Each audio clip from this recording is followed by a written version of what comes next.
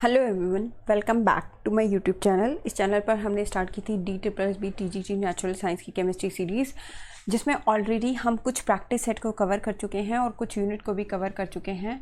और हमने लास्ट इसमें स्टार्ट की थी यूनिट केमिकल सब्सटेंसेस, जिसमें हमने पार्ट 1 कवर कर लिया था, जिसमें हमने एसिड और बेसिस के बारे में पढ़ा था। अभी हम इसका पार्ट 2 कवर करने वाले हैं, जिसमें हम पीएच से रिलेटेड कैलकुलेशंस और पीएच की कुछ एप्लीकेशंस को कवर करेंगे। So let's get started. देखो, सबसे पहले हम पढ़ेंगे पीएच क्या है। तो देखो, पीएच क्या है। पीएच बेसिकली एसिड और बेसिस की स्ट्रेंथ कैलकुलेट करने के लिए यूज़ किया जाता है। यानी कोई एसिड कितना ज़्यादा स्ट्रॉन्ग है या वीक है, बेस स्ट्रॉन्ग है या वीक है, उसके लिए हम क्या यूज़ करते हैं, पीएच यूज़ करते हैं। पीएच में पी जो है वो एक जर्मन वर्ड है, जिसका मतलब होता है पॉटिंच दे हाइड्रोजन आयन। मतलब इसका मतलब क्या होता है, इसका मतलब होता है power of hydrogen ion concentration. और हाइड्रोजन आयन को हम कैसे रिप्रेजेंट करते हैं, H पॉजिटिव से। तो किसी के अंदर कितना H पॉजिटिव आयन प्रेजेंट है, इसके लिए हम किसको यूज़ करते हैं, पीएच को।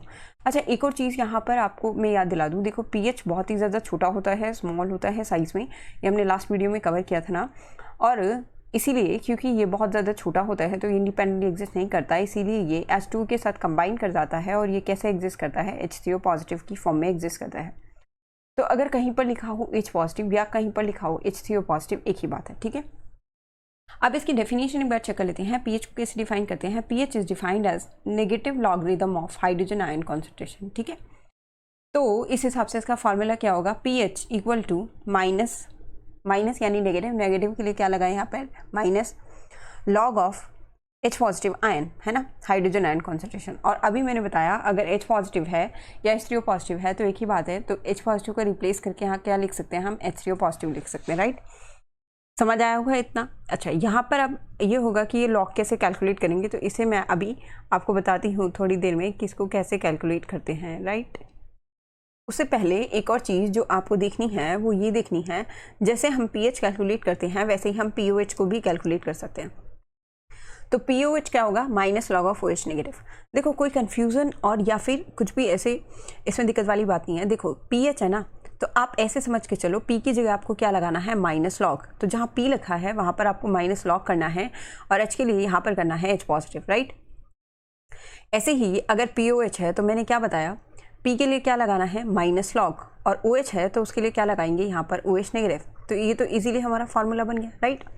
अब देखो, एक चीज़ जो आपको याद रखनी है कि न्यूट्रल सॉल्यूशन के लिए जो H3O पॉजिटिव है और OH नेगेटिव है, उनकी कॉन्सेंट्रेशन इक्वल होती है। पहली चीज़ तो ये याद रखनी है, न्यूट्रल सॉल्यूशन के लिए H3O पॉजिटिव और OH नेगेटिव की कॉन्सेंट्रेशन क्या होती है, इक्वल।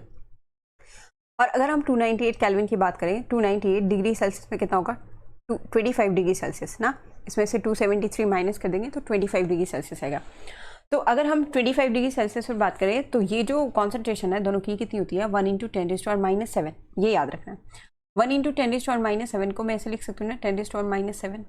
तो देखो, अगर यहाँ से कैलकुलेशन करें तो क्या होगा, पीएच मुझे पता है क्या होता है, minus log of H3O positive ion. तो मैं यहाँ पर पुट कर दूँ वैल्यू, माइनस लॉग ऑफ 10⁻⁷। तो देखो, यहाँ पर लॉग को कैसे सॉल्व करना है, एक ऑपरेशन आप ये याद रख लो फिलहाल के, लॉग ए की पावर बी हो तो जो पावर है वो लॉग के आगे आ जाती है, यानी ये ऐसे हो जाता है बी लॉग ए। लॉग सॉल्व करने के लिए आपको कुछ वैल्यूज़ याद रखने होंगे, उसमें से फिलहाल आप ये वाली वैल्यू याद रख लो, लॉग 10 कितना होता है, लॉग 10 होता है 1, ठीक है। अब इसको अगर सॉल्व करेंगे तो देखो, यहाँ माइनस ऑलरेडी है, ये पावर आगे आएगी तो यहाँ क्या हो जाएगा, -7, और यहाँ क्या बचेगा, लॉग 10, है ना। लॉग 10 की वैल्यू कितनी होती है, 1, और माइनस माइनस यहाँ क्या हो जाएगा, पॉजिटिव, तो ये वैल्यू कितनी आ जाएगी, 7। यानी कि न्यूट्रल सॉल्यूशन के जो पीएच है वो कितनी होती है, 7।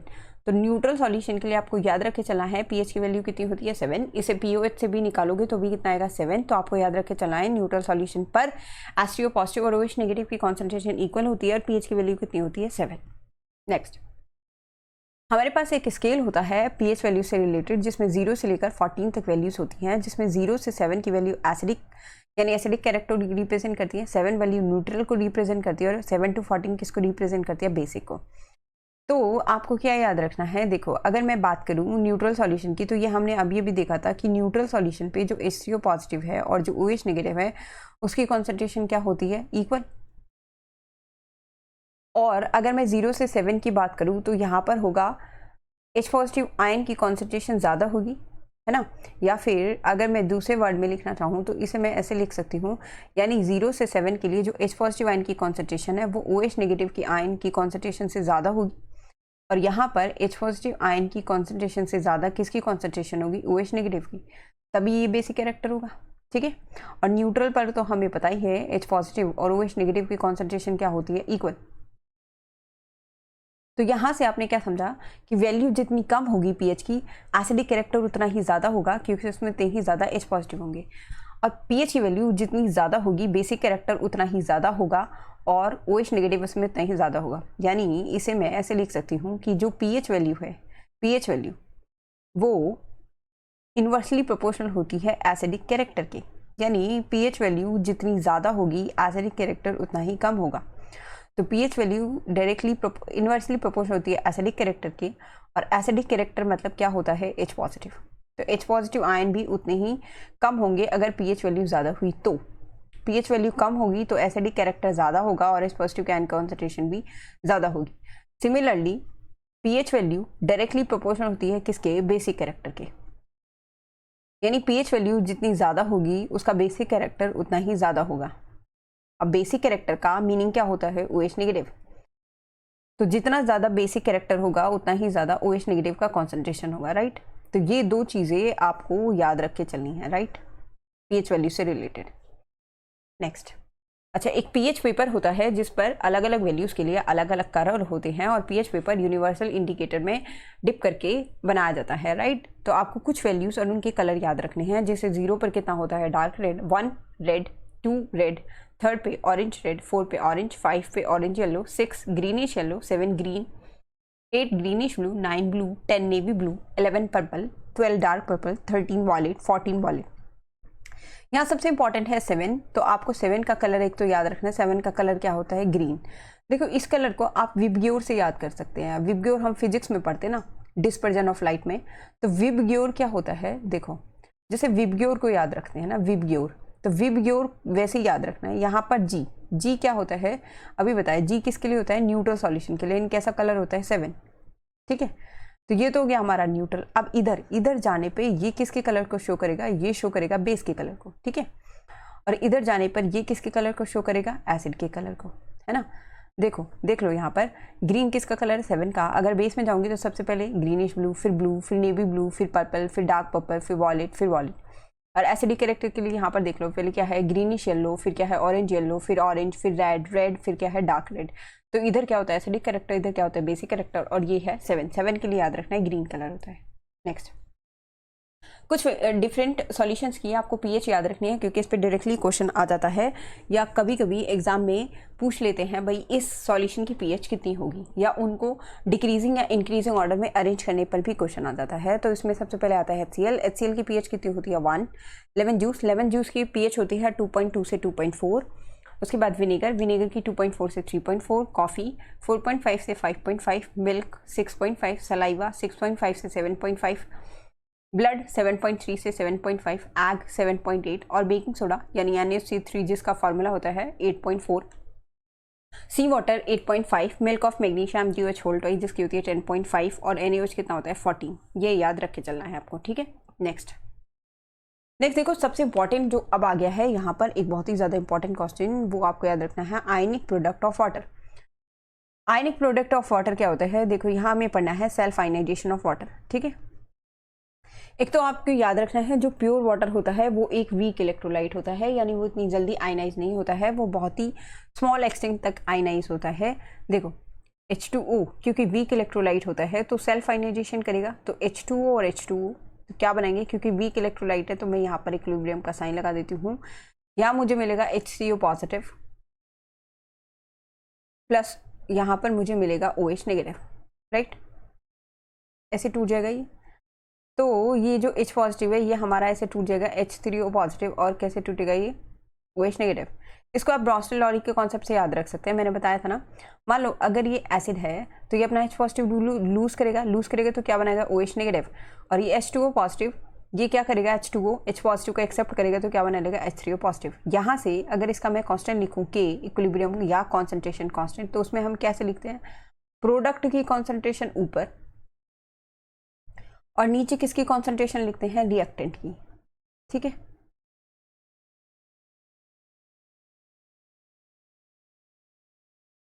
तो इसको अरेंज करके कैसे लिख सकते हैं, H3O पॉजिटिव OH नेगेटिव और यहाँ आ जाएगा H2 का स्क्वायर, ठीक है।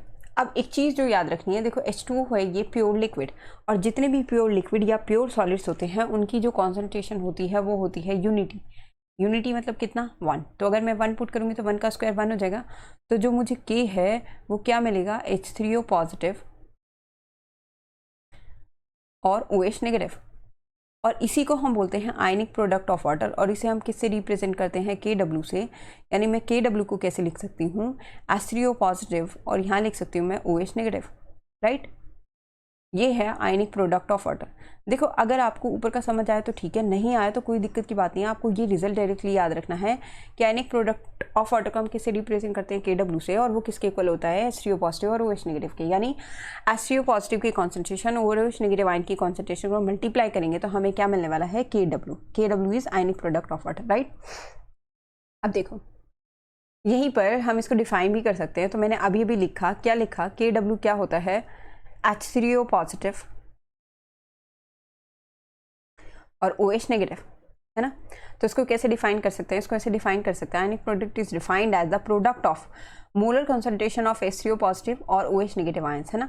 दोनों का अगर हम कॉन्सेंट्रेशन का प्रोडक्ट ले ले तो हमें क्या मिलेगा, KW, ठीक है। अच्छा और देखो इसमें क्या आपको याद रखना है कि 298 केल्विन पर जो KW होता है उसकी वैल्यू होती है 1.008 इंटू 10⁻⁻14 मोल स्क्वायर पर लीटर स्क्वायर, ठीक है।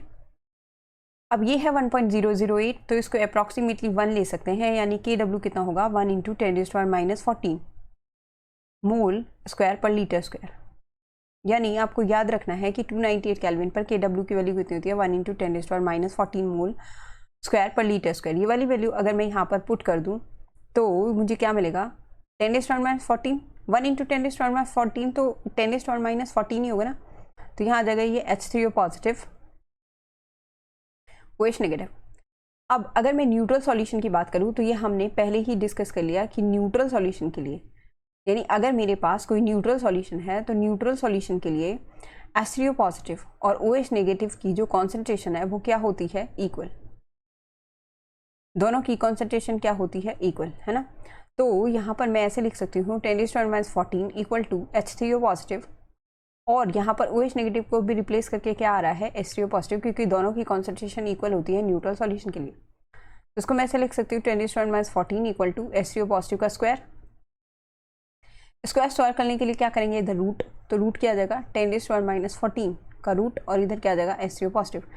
10⁻14 का जब रूट सॉल्व करेंगे तो क्या मिलने वाला है, H3O पॉजिटिव इक्वल टू 10⁻7।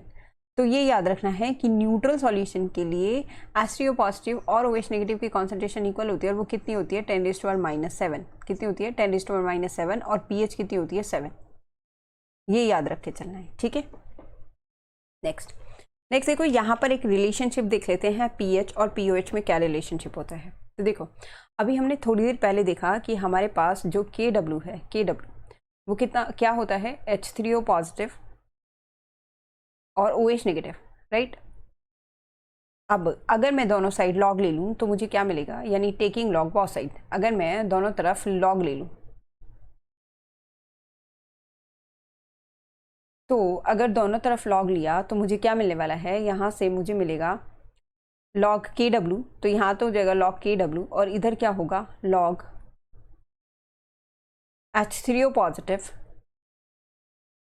और OH नेगेटिव। अब देखो लॉग के कुछ ऑपरेशन याद रखने हैं। एक ऑपरेशन तो मैंने ये बताया था कि अगर लॉग A की पावर B हो तो वो क्या होता है, B लॉग A पावर आगे आ जाती है। अब एक और ऑपरेशन है जो याद रखना, वो ये याद रखना है, अगर लॉग A इंटू B हो, दो नंबर मल्टीप्लाई हो रहे हो, तो उसे हम ऐसे लिख सकते हैं log A plus log B। क्या लिख सकते हैं उसे, log A plus log B, right.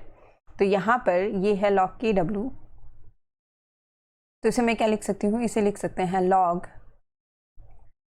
H3O positive plus log OH negative, right. अच्छा, अब न्यूट्रल सॉल्यूशन के लिए हमें पता है, या KW की वैल्यू हमने पीछे देखी 298 केल्विन पर कितनी होती है, 10⁻⁻14। तो यहाँ अगर मैं पुट कर दूँ 10⁻⁻14, ठीक है। और यहाँ देखो थोड़ा सा, अभी हमने pH किया था ना, तो pH क्या था, pH ऐसे था ना, माइनस, मैंने क्या बोला था, P के लिए लगाओ माइनस लॉग, और H है तो पीछे क्या आ जाएगा, H पॉजिटिव का कॉन्सेंट्रेशन, और H पॉजिटिव H3O पॉजिटिव होता है, इसको ऐसे लिख सकते हैं। माइनस को मैं इधर भी ला सकती हूँ, यानी मैं ऐसे लिख सकती हूँ minus pH equal to log of H3O positive, एक ही बात है। ऐसे ही अगर मैं POH की बात करूँ तो POH मैंने क्या बताया था, POH बताया था माइनस, P के लिए क्या लगाना है, माइनस लॉग लगा लो, और OH हो जाएगा यहाँ पर OH नेगेटिव, राइट। माइनस को इधर ले आओ तो ये क्या हो जाएगा, minus POH equal to log OH negative. इसका मतलब यहाँ पर लॉग HCO पॉजिटिव की जगह मैं लिख रही हूँ माइनस PH, और यहाँ क्या लिख रही हूँ, माइनस POH। समझ आ गया ये कहाँ से आया, यहाँ से और यहाँ से, राइट। अच्छा, ये मैंने सॉल्व करना बताया। अभी देखो यहाँ पर लिखा है लॉग A की पावर B हो तो उसे क्या लिख सकते हैं, B log A, यानी इसे लिख सकते हैं -14 log 10। और यहाँ से अगर मैं माइनस कॉमन ले लूँ तो मुझे क्या मिलेगा, PH प्लस POH मिलेगा, राइट। ये मिलेगा, माइनस कॉमन ले लिया मैंने तो। और log 10 की वैल्यू मैंने बोला था, याद रखना फिलहाल log 10 की वैल्यू कितनी होती है, 1। तो log 10 की वैल्यू 1 होती है तो ये 1 हो जाएगा, तो यहाँ मुझे क्या मिलेगा, -14 equal to minus PH plus POH, ये मिलेगा। माइनस माइनस क्या हो जाएगा, कैंसिल आउट। तो जब माइनस माइनस कैंसिल आउट हो जाएगा तो मुझे क्या मिलेगा, मुझे मिलेगा PH plus POH equal to 14। ये याद रखना है कि PH प्लस POH किसके इक्वल होता है, ये इक्वल होता है 14 के। ये याद रखना है, ये रिजल्ट आपको याद रखना है, ये PH या फिर POH को कैलकुलेट करने में हेल्प करेगा, राइट। तो ये रिजल्ट आपको याद रखना है। कोई दिक्कत हो तो आप कमेंट सेक्शन में पूछ सकते हैं, वैसे ये समझ आया होगा। देखो अब हम कुछ न्यूमेरिकल्स कर लेते हैं PH से रिलेटेड। एक तो देखो ये याद रखना है ना, आपको मैंने बताया था PH क्या होता है, PH होता है minus log of H3O positive या फिर H पॉजिटिव आयन। एक याद रखना है POH क्या होता है, minus log of OH negative. फिर उसके बाद आपको याद रखना है KW क्या बताया था, KW बताया था H3O पॉजिटिव और OH नेगेटिव। फिर आपको याद रखना है PH प्लस POH कितना होता है, 14। तो ये कुछ रिलेशंस है 4 जो आपको याद रख के चलने हैं, इससे हमारे ये कुछ न्यूमेरिकल्स हो जाएंगे, ठीक है। अब चेक करते हैं, देखो क्या हमसे पूछा है उस हिसाब से। देखो फर्स्ट हमें पूछा है PH कैलकुलेट करनी है 10⁻⁻4 MHCl की, ठीक है। तो यहाँ पर अगर मैं फर्स्ट क्वेश्चन देखूँ तो यहाँ पर क्या दिया, HCl। अब HCl कंप्लीटली आयनाइज होता है, कंप्लीटली आयनाइज होगा तो क्या मिलेगा, H positive plus Cl negative. अगर ये 10⁻⁻4 है तो कंप्लीट आयनाइजेशन के बाद मुझे H पॉजिटिव भी कितना मिलेगा, 10⁻⁻4, और Cl नेगेटिव भी कितना मिलेगा, 10⁻⁻4। मुझे निकालनी है PH, तो मैं PH के लिए ऐसे लिख सकती हूँ, PH equal to minus log of H positive. H positive कितना है यहाँ पर, H पॉजिटिव है यहाँ पर 10⁻⁻4, तो लॉग हो जाएगा 10⁻⁻4। अब ये बताया था अगर लॉग A की पावर B हो तो ये पावर आगे आ जाती है, यहाँ बन जाएगा B log A। तो क्या बनेगा, ये बनेगा माइनस, यहाँ पर ले आओ -4 को आगे, तो ये आ जाएगा log 10, ठीक है। तो कितना आ जाएगा, ये आ जाएगा 4 × 1, यानी कितना आ जाएगा 4। तो PH कितनी आएगी, 4। अब देखो यहाँ से ना एक चीज़ और ध्यान रख लो, अगर किसी के अंदर सिर्फ एक ही H पॉजिटिव है, अगर किसी के अंदर एक ही H पॉजिटिव है तो उसकी कॉन्सेंट्रेशन जितनी होगी ना उसका पॉजिटिव में रिजल्ट ले आना। जैसे इसकी कॉन्सेंट्रेशन कितनी है, 10⁻⁻4, तो इसकी PH वैल्यू कितनी आई, 4। अगले वाले में देखो सेकंड क्वेश्चन भी सेम है, 10⁻³ मोलर HCl है, 10⁻3। इसका मतलब बस यहाँ पर 3 तो आएगा, तो यहाँ पे 3 कर दो, यहाँ पे भी 3 कर दो, यहाँ पे भी 3 कर दो, तो यहाँ पे कितना आ जाएगा 3, यानी इसकी PH वैल्यू कितनी आ जाएगी 3, इसकी PH वैल्यू कितनी आ जाएगी 3। तो अगर किसी में सिर्फ एक ही H है ना तो उसकी जितनी कॉन्सेंट्रेशन दे रखी हो, अगर वो नेगेटिव है तो पॉजिटिव रिजल्ट आएगा, पॉजिटिव में तो नेगेटिव रिजल्ट आएगा। 10⁻⁻4 है तो आंसर 4 ही आएगा ना, इतना तो सिंपल है, क्योंकि log 10 तो बाद में 1 हो जाएगा, ठीक है। तो सेकंड बिल्कुल फर्स्ट की तरह होगा, इसे अपने आप कर लेना, फिर भी अगर नहीं आएगा तो मुझसे कमेंट सेक्शन में पूछ लेना, हम इसको बाद में कर लेंगे, ठीक है। देखो ऐसे ही फिर हमें पूछा है यहाँ पर NaOH, पर NaOH के लिए हमें पूछी है pH, तो हमें निकालनी तो pH ही है, pH वाला फॉर्मूला ही लगाना है, ठीक है। अब कैसे लगेगा वो देखो एक बार। अब NaOH भी जो होता है वो हमारा कंप्लीटली आयनाइज होता है, यानी मैं अगर रिएक्शन लिखूँ तो NaOH की भी ऐसे लिख सकता ना, NaOH। तो NaOH कैसे लिखेंगे, NaOH होगा Na पॉजिटिव और क्या होगा यहाँ पर OH नेगेटिव। अब NaOH की कॉन्सेंट्रेशन कितनी दी है यहाँ पर 10⁻⁵, तो आयनाइजेशन होगा तो ये कितना मिलेगा मुझे 10⁻⁵, और ये भी कितना मिलेगा मुझे 10⁻⁵। इसका मतलब मुझे यहाँ से OH नेगेटिव की कॉन्सेंट्रेशन कितनी मिली 10⁻⁵। तो पहले मैं यहाँ से POH निकाल लूँ, क्योंकि POH मुझे पता है क्या होता है minus log of OH negative. तो minus log of OH negative करेंगे तो क्या आएगा, यहाँ से आएगा माइनस लॉग, और ये कितना आएगा 10⁻⁵, ठीक है। अब इसको आगे ले आओ, पावर आगे आएगी, यानी -5, और यहाँ क्या आएगा log 10, और log 10 की वैल्यू कितनी होती है 1, यानी यहाँ से कितना देगा 5। पर ये जो वैल्यू आई है ये POH की आई है, और हमें POH नहीं pH निकालना है। तो देखो ये जो हमारा फोर्थ रिलेशन है इसको लगाएंगे, यानी क्या हो जाएगा pH plus POH equal to 14। तो यहाँ से जो pH है उसकी वैल्यू कितनी आएगी, pH आएगी 14 - 5, है ना। इसकी वैल्यू कितनी है 5, इधर जाएगा 5, तो यानी कितनी वैल्यू आएगी 9। तो इसका मतलब इसकी pH कितनी होगी 9। समझ आ गया। ऐसे ही फोर्थ वाला भी करना है, तो फोर्थ वाला खुद से कर लेना, इसको पहले चेंज कर लेना। देखो ये कितना लिख रखा है 0.0001, इसको ऐसे लिख सकते हो ना 10⁻⁴। तो 10⁻⁴ मोलर NaOH है। सिमिलर ऐसे ही होगा जैसे ये वाला क्वेश्चन है, आंसर 10 आ जाएगा, ठीक है। क्योंकि देखो यहाँ पर जो OH है तो POH कितना आएगा उस हिसाब से 4, और POH अगर 4 आएगा तो 14 में से 4 माइनस करेंगे तो कितना आएगा pH 10 आएगा। तो इसे अपने आप कर लेना, ये सेकंड और फोर्थ अपने आप कर लेना। फिर भी समझ नहीं आएगा तो कमेंट सेक्शन में मुझसे पूछ लेना, ठीक है।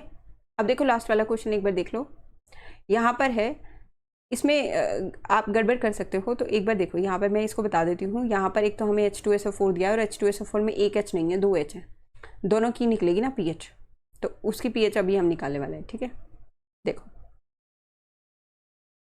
इसको थोड़ा सा यहाँ से रेज कर लेते हैं, फिर जगह हो जाएगी ना यहाँ पर, फिर करेंगे।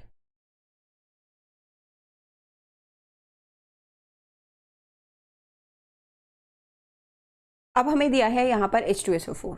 तो पहले तो देखो जो H2SO4 है अगर उसका आयनाइजेशन करेंगे तो क्या मिलेगा मुझे, एक तो मिलेगा यहाँ पर 2H पॉजिटिव, और क्या मिलेगा SO4 2 नेगेटिव। अब यहाँ पर ये जो दिया है H2SO4 ये कितना दिया है 10⁻⁴। इसका मतलब मुझे ये जो H पॉजिटिव मिलेगा ये मिलेगा 2 × 10⁻⁴, और ये भी कितना मिलेगा 10⁻⁴। कंप्लीट आयनाइजेशन होगा क्योंकि एक स्ट्रॉन्ग एसिड है। अच्छा अगर नहीं समझ आया ना तो इसको ऐसे समझो, इसको तो भूल जाओ। देखो H2O पॉजिटिव H2SO4 है, तो एक तो H पॉजिटिव, यानी मुझे क्या मिलेंगे 2 H पॉजिटिव मिलेंगे, और एक क्या मिलेगा SO4 2 नेगेटिव। अब इसकी भी कॉन्सेंट्रेशन कितनी 10⁻⁴, इसकी भी कॉन्सेंट्रेशन कितनी 10⁻⁴, है ना। तो ये इसको ऐसे लिख सकते हो 2 × 10⁻⁴, 2 H पॉजिटिव, तो दोनों की कॉन्सेंट्रेशन कितनी हो जाएगी, दोनों को प्लस कर लेंगे ना, तो प्लस करेंगे तो मुझे कितना मिलेगा 2 × 10⁻⁴। अब pH निकालो। देखो अब pH हमें निकालनी है minus log of H positive. तो अब अगर minus log of H positive होगा तो H पॉजिटिव की वैल्यू कितनी है माइनस लॉग 2 × 10⁻⁴, तो ये होगी 2 × 10⁻⁴। और ये ऑपरेशन मैंने बताया था, अगर दो नंबर मल्टीप्लाई हो रहे हैं तो ऐसे लिखेंगे minus log 2 plus minus log of 10⁻⁴, है ना, ठीक है।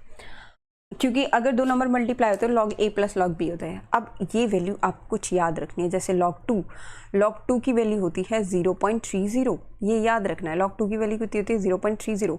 एक log 3 की और याद रखना, log 3 की वैल्यू होती है 0.47।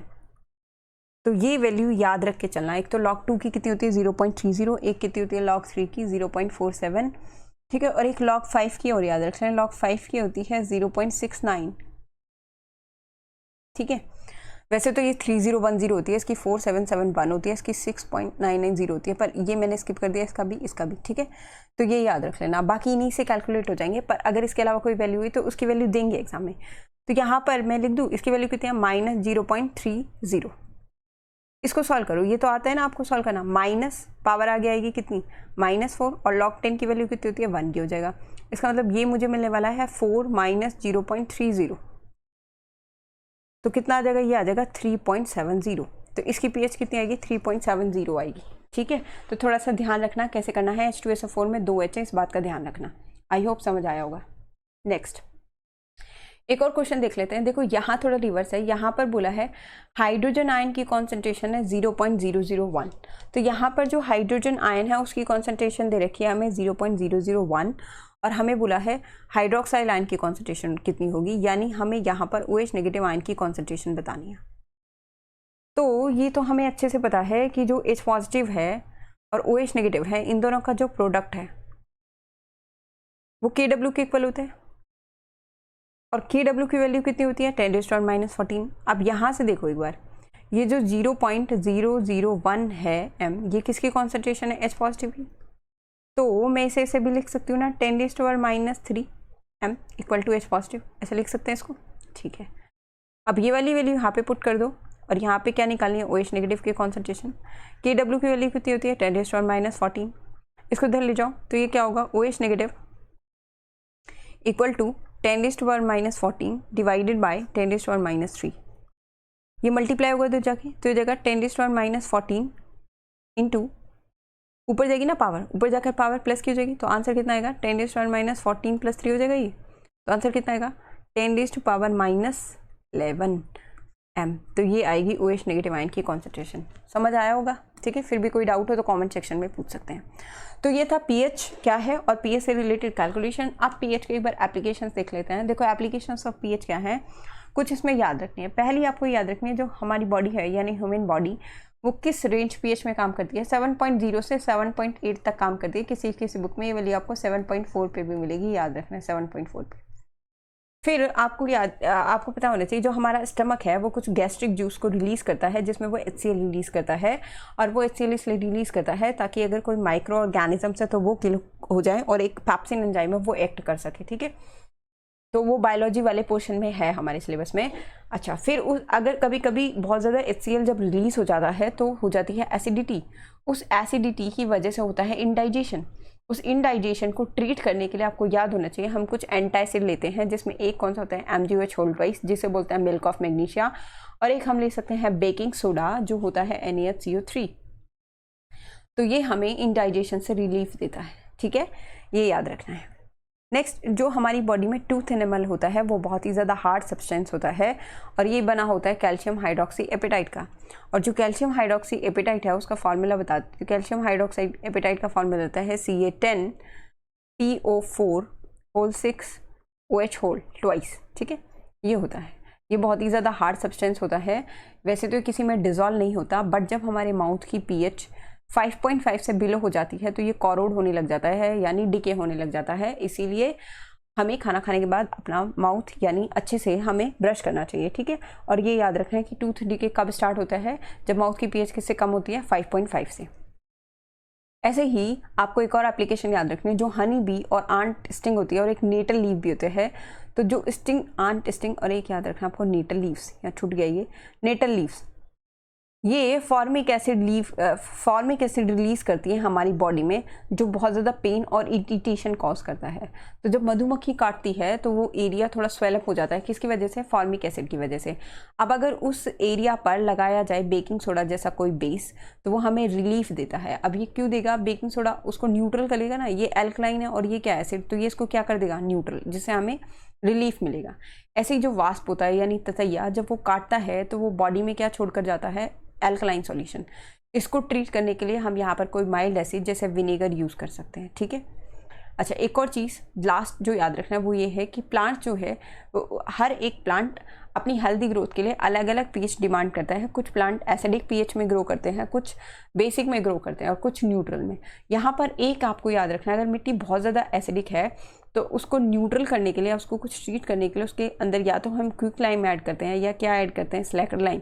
अब जो क्विक लाइम है उसका फार्मूला होता है CaO और स्लैक्ड लाइम का फार्मूला होता है CaOH होल ट्वाइस। तो मिट्टी बहुत ज़्यादा एसिडिक होती है तो उसको ट्रीट करने के लिए हम क्या यूज़ कर सकते हैं, CaO, या क्या यूज़ कर सकते हैं, CaOH होल ट्वाइस। तो ये कुछ एप्लीकेशंस थे pH के। तो हमने pH का पोर्शन कवर कर लिया है। इसमें अब तक हमने एसिड और बेस कवर कर लिया है। pH के कैलकुलेशंस और pH के एप्लीकेशंस को आज हमने कवर कर लिया। अगर कोई डाउट हो तो उसे आप कमेंट सेक्शन में पूछ सकते हैं। नेक्स्ट हम इसका सॉल्ट और सॉल्ट की यूजेस, प्रिपरेशन वो कवर करेंगे नेक्स्ट पार्ट में। आई होप आज का वीडियो आपको पसंद आया होगा और समझ आया होगा। Thank you so much for watching.